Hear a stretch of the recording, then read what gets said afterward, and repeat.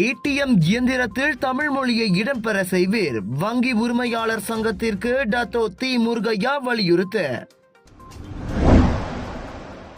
வாகன நிறுத்தும் விதிமுறையை மீறியதற்கு மேலவை உறுப்பினர் முகமது அஸ்மி மன்னிப்பு கோரினார்.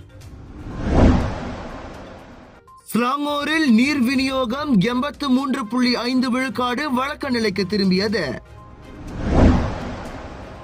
ஆஸ்திரேலியாவில் 55 ஆண்டுகளுக்கு முன் மர்மமான முறையில் காணாமல் போன சரக்கு கப்பல் கண்டுபிடிக்கப்பட்டுள்ளது. ஜோஹரில் பாலத்திலிருந்து ஆற்றில் குதிக்க முயன்ற பெண்ணை காப்பாற்றிய மோட்டார் சைக்கிள் ஓட்டிகள்.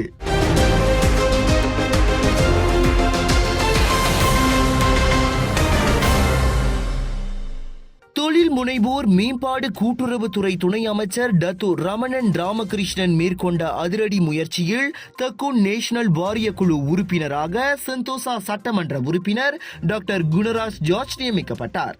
நேற்று மதியம் புத்ராஜயாவில் உள்ள தமது அமைச்சில் நடைபெற்ற சிறப்பு சந்திப்பில் டாக்டர் குணராஜ் ஜார்ஜிடம் நியமன கடிதத்தை டத்து ரமணன் எடுத்து வழங்கினார். அவரின் நியமனம் நேற்று முதல் நடப்புக்கு வந்தது.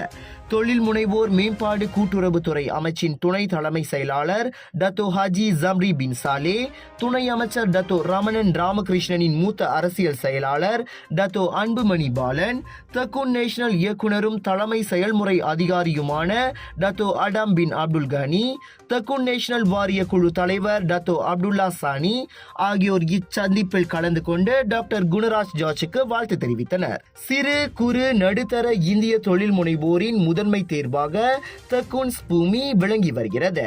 அவர்களுக்கு உதவிட 30 மில்லியன் ரிங்கெட் நிதி ஒதுக்கீட்டில் இருந்தது. அதனை அதிகரிக்கும் வகையில் தக்கூன் ஸ்பூமி கோஸ் பிக் எனும் புதிய திட்டத்தை அண்மையில் அறிமுகப்படுத்திய டத்தோ ரமணன் மேலும் 30 மில்லியன் ரிங்கெட் நிதியை அறிவித்தார்.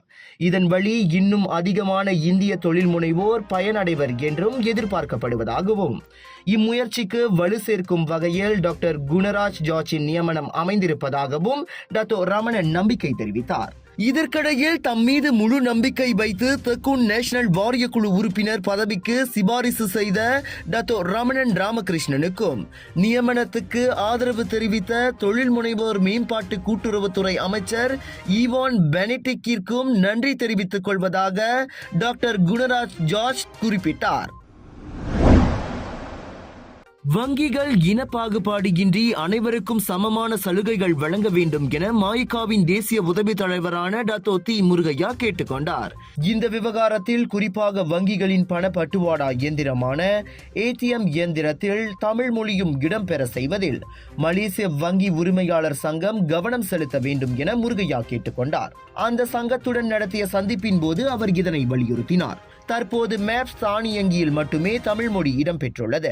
இதர வங்கிகளின் ஏடிஎம் இயந்திரங்களில் தமிழ் மொழி இடம்பெறாமல் இருப்பதை முருகையா சுட்டிக்காட்டினார். பல ஆண்டுகளாக இது குறித்து கோரிக்கை எழுப்பப்பட்ட போதிலும் வங்கிகள் தொடர்ந்து மௌனம் சாதித்து வருவது ஏமாற்றத்தையும் கவலையையும் ஏற்படுத்தி இருப்பதாக அவர் தெரிவித்தார். உலகம் முழுவதிலும் உள்ள தமிழர்கள் மலேசியாவிற்கு சுற்றுலா வருகின்றனர். அவர்களுக்கு புரியும் வகையில் வங்கிகள் பணப்பட்டுவாடா இயந்திரங்களில் தமிழில் எழுதியிருந்தால் அது அவர்களுக்கு பெரும் உதவியாக இருக்கும் என அவர் வலியுறுத்தினார். மேலும் இன்றைய இளம் தலைமுறையினர் தமிழ் மொழி மீது அதிக பற்றை கொண்டுள்ளதால் தமிழ் மொழிக்கு முன்னுரிமை கொடுப்பதில் வங்கிகள் கவனம் செலுத்த வேண்டும் என முருகையா கேட்டுக்கொண்டார். வங்கிகள் உரிமையாளர்கள் சங்கத்துடனான இந்த சந்திப்பில் ஈப்போ பர்சத்துவான் முஹிபா பிரிஹாத்தின் துணைத் தலைவர் ஆசிரியர் எஸ் சுகுமாரன், சட்ட ஆலோசகர் பி பார்த்திபன் ஆகியோரும் கலந்து கொண்டனர்.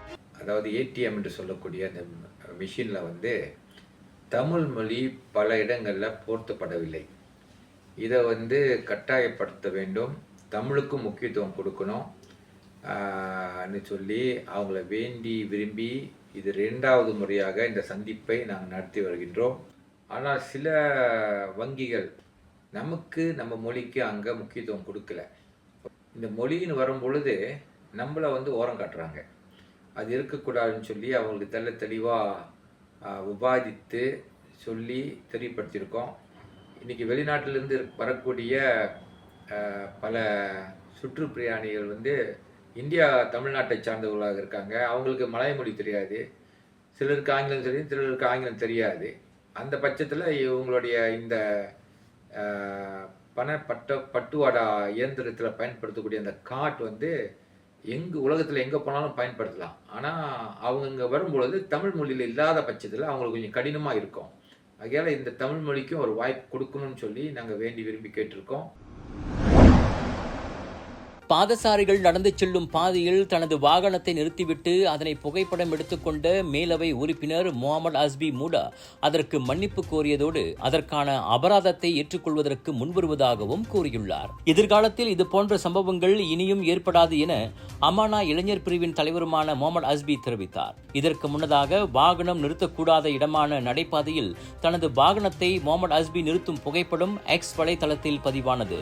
வாகனத்தின் உரிமையாளர் என்ற முறையில் நடந்த சம்பவத்திற்கு தாம் ஆழ்ந்த வருத்தம் அடைவதோடு அதற்கு முழு பொறுப்பு எடுத்துக் கொள்வதாகவும் மற்றவர்களுக்கு ஏற்படுத்திய சிரமத்திற்காக மன்னிப்பு கேட்டுக் கொள்வதோடு அபராதத்தை ஏற்றுக்கொள்வதற்கு முன்வருவதாக எக்ஸ் தளத்தில் முகமது அஸ்பி வெளியிட்டிருந்த பதிவு வைரலானது. கோலாலம்பூர் சிட்டி மையத்திற்கு அருகே நடைபாதை பகுதியில் நாடாளுமன்ற சின்னத்தின் பேட்ஜை கொண்ட வாகனம் நிறுத்தப்பட்டிருந்ததை தனது எக்ஸ் தளத்தில் ஒருவர் பதிவிட்டிருந்தார். செனட்டர் ஒருவர் சட்டவிரோதமாக தனது வாகனத்தை நிறுத்தியிருந்தது குறித்து பலர் எக்ஸ் தளத்தில் தங்களது ஏமாற்றத்தை தெரிவித்திருந்ததோடு முறையான இடத்தில் வாகனத்தை நிறுத்துவதற்கு தங்களது வாகன நிறுத்தும் அலவன்ஸை எம்பிக்கள் பயன்படுத்திக் கொள்ள வேண்டும் என தெரிவித்தனர். அதிக சம்பளம் பெறுவதோடு விலை உயர்ந்த காரை வைத்திருக்கும் அவரால் வாகன நிறுத்துவதற்கான கட்டணத்தை செலுத்த முடியாதா என மற்றொரு எக்ஸ் பயனர் கேள்வி எழுப்பியுள்ளார்.